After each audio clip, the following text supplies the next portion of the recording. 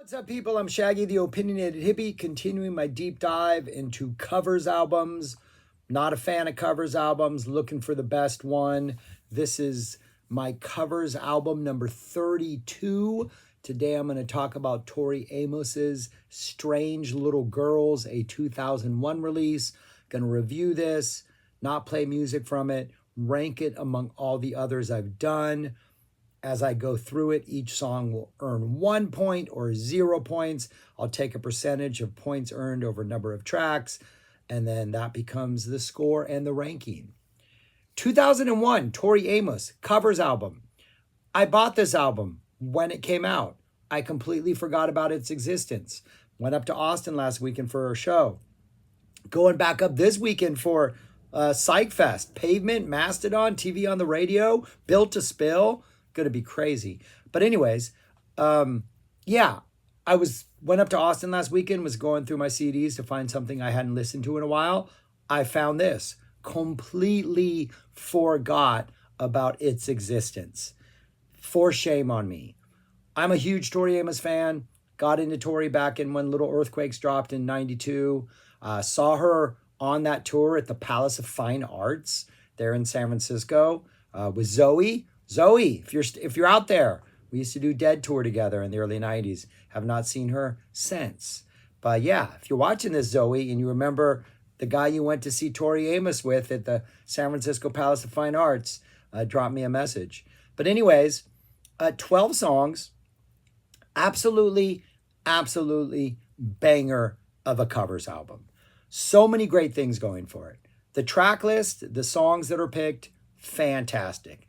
We got some Velvet Underground. We got some Eminem. We got some Depeche Mode. We got some Tom Waits. We got some Neil Young. We got some Boomtown Rats. We got some Beatles. We got some Slayer and other stuff. Like the selection of songs is absolutely inspired.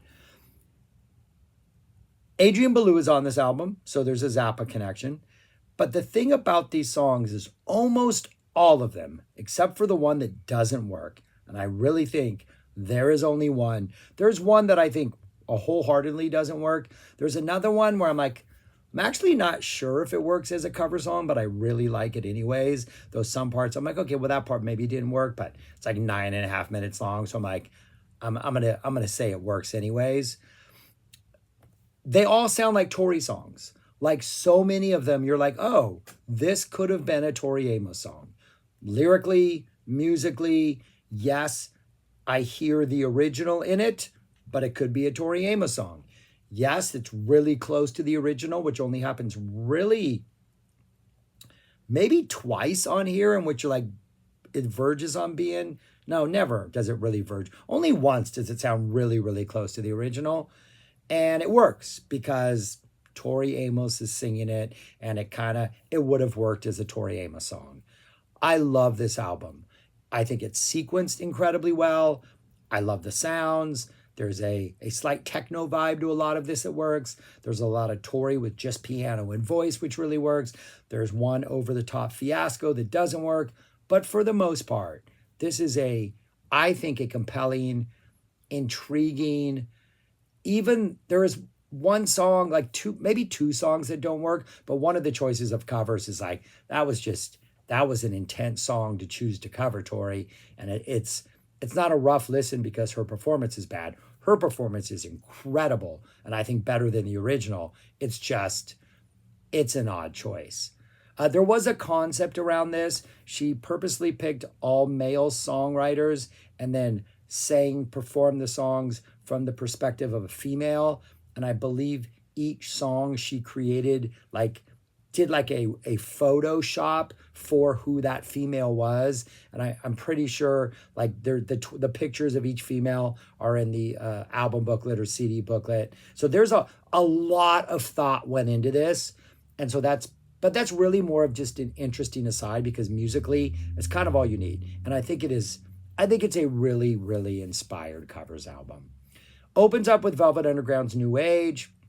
Oh, and a lot of these, she's playing either like a Wurlitzer or a Rhodes. And so just the keyboard sounds have a warmth and a softness and a bounce to them that before a single note is ever sung. Musically, I think this is just a really warm, just very comforting sounding album. Comfortably sounding album. Wow. Words. But anyways, New Age opens, Velvet Underground, really nice, low-key percussion, but mostly just some, I think this is a Rhodes and some vocals.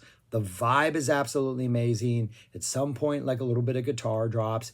This could have been a Tori song. Straight up, little vocal like acrobatics that Tori style kind of sneak into there. Really good opening song.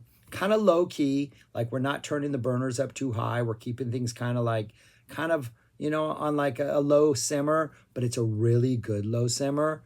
But it kind of doesn't prepare you for what comes next. And if I did have a minor complaint about the sequencing, is I think this song coming second is a little bit too much to deal with. And I think maybe we could have put this later in the album and it maybe would have been more effective. Or knowing Tori, this was her intent to immediately kind of rattle you. But we get a cover of Eminem's 97 Bonnie and Clyde. And that song is essentially a whole string of like couplets, essentially, of ways in which Eminem is telling his little daughter that he is done away with her mother and now they're going to go get rid of her body at the lake. It's dark. It's twisted. It's Eminem channeling a lot of troubles in his life into this really dark song. And Tori's version is intense. She has these really kind of whispery vocals, like little Donnie, this is what we're going to do. We're going to do this. And it's really like frighteningly comforting, where she's like trying to make you feel good, but that you cannot get away from the evil and the sinister in her voice. It's a very ambitious song to put second. There's like some strings that give it almost like this 60s era soundtrack, like almost like maybe a 50s like big produced movie, but just like a quiet, like sad scene in there would have these kind of strings. Piano and strings is mostly what the song is, kind of set the mood. It is an intense listen. And I remember back in the day when I would listen to this album much more often than I do now because I simply forgot about it. It's probably going back in rotation.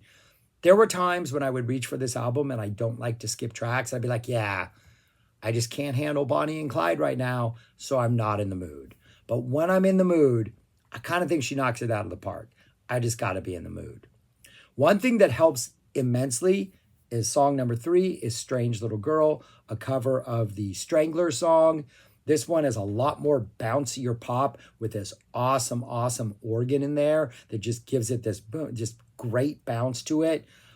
Great choice of covers. The sequencing is perfect because you have low simmer, super intense psychodrama, and then just this near perfect bouncy pop song. Amazing choice.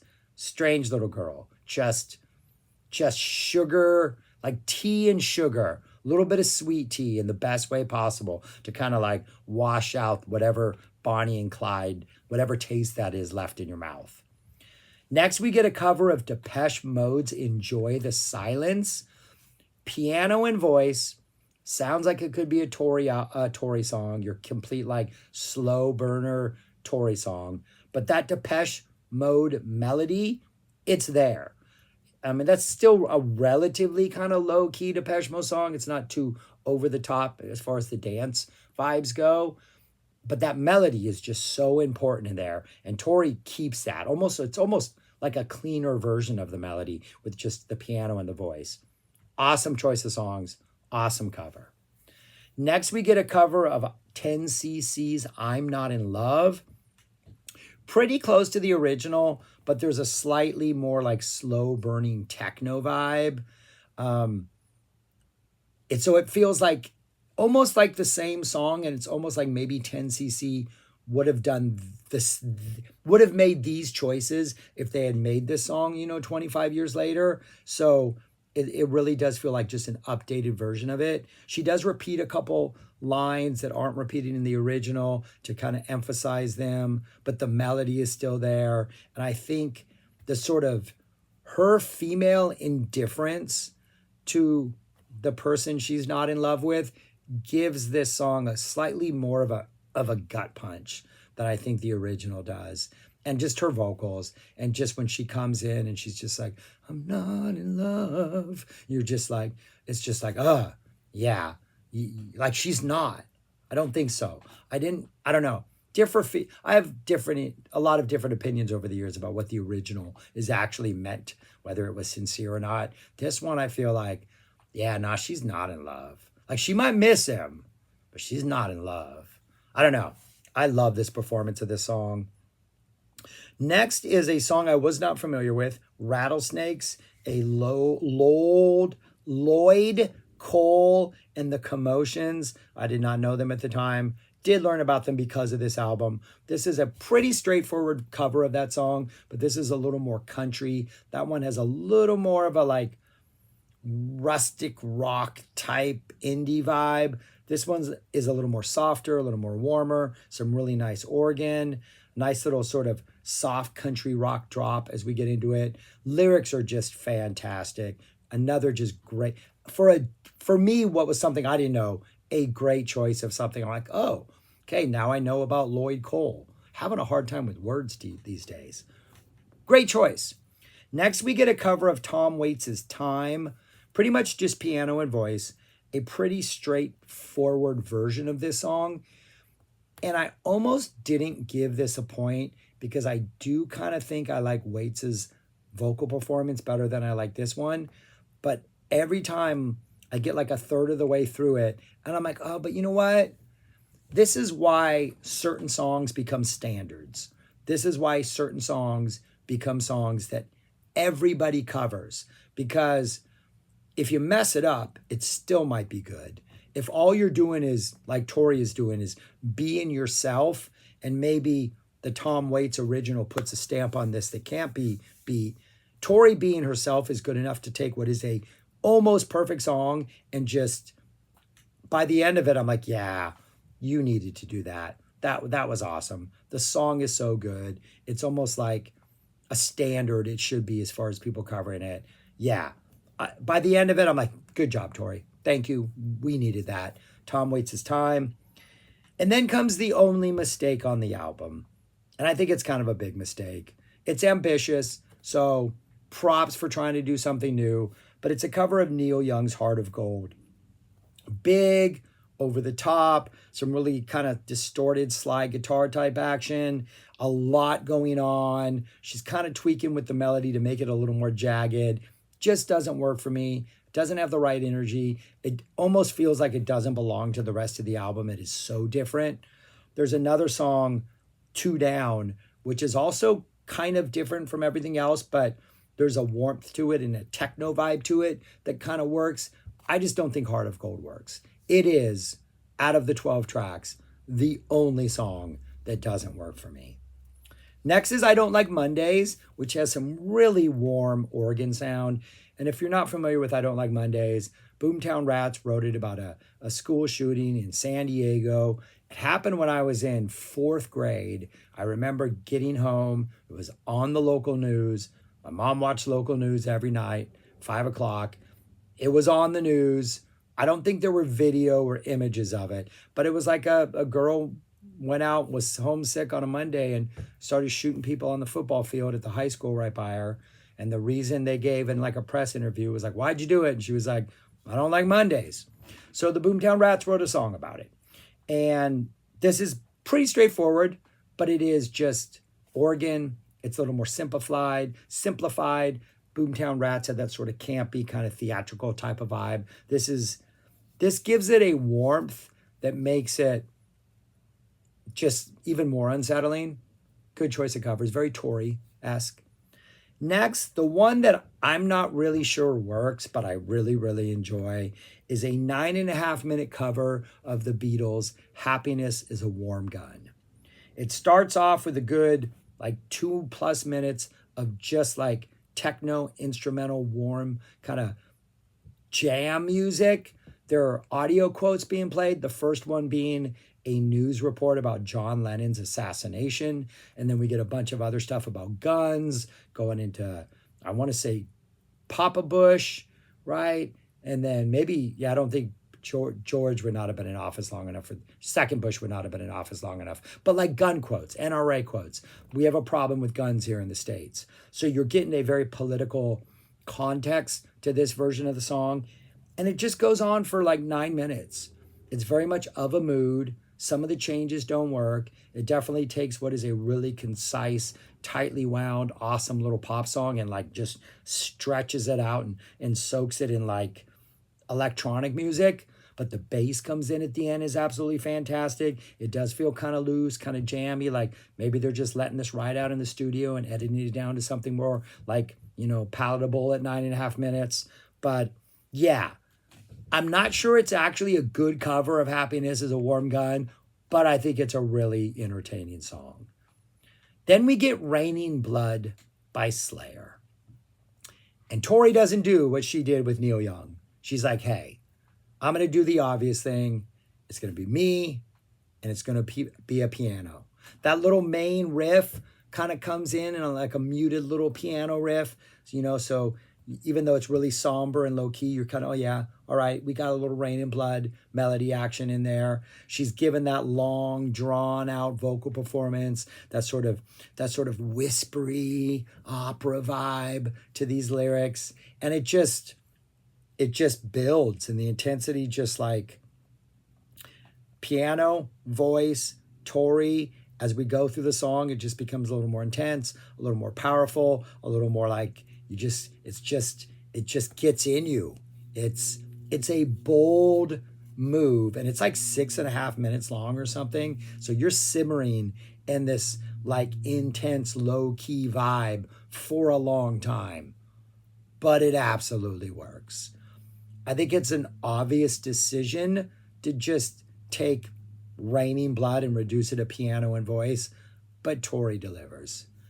And then finally, we close out with what I think is the most straightforward song on here, but it's a song I like. Joe Jackson's Real Men. Real men are... She does the whole thing, pretty much word for word, pretty straightforward version of it, but it's a great song. And it's great after Raining Blood. It's a great way to end an album called Strange Little Girls about real men, in which she's singing male-written songs from a female perspective. I think it ties a nice little bow around the entire thing. Yeah. And with that in mind, New Age kind of works as an opening song. Like, hey, we're in a new age. This is the little bow we're unwrapping before we go through this journey, and I'll tie it back up at the end. Yeah, I really, really like this album. I was going to just give it a straight 11 out of 12, but she's ambitious with Heart of Gold. She could have played this simple on the piano, and it would have worked. She doesn't. She goes over the top. I'm going to give it a 0.5 point. That's 11.5 out of 12. That's a 96%, which means this album at this point is my number one favorite covers album. I cannot believe I forgot about it. I mean, it is close to perfect. I am going to say for a covers album, having heard all of those other ones down there, plus I know Spaghetti Incident, which is pretty fantastic itself. Having listened to all these and kind of knowing where the bar is as far as covers albums go, I think this is by far the best. I think this is a inspired, fantastic listen. At this point, in this journey right here, I would argue this is the best covers album I have ever heard so far out of these 32. Yeah. All right. That's it. I'm done. Thanks for watching. Subscribe, like, share, comment, do all those things. And yeah, peace. Talk to you later.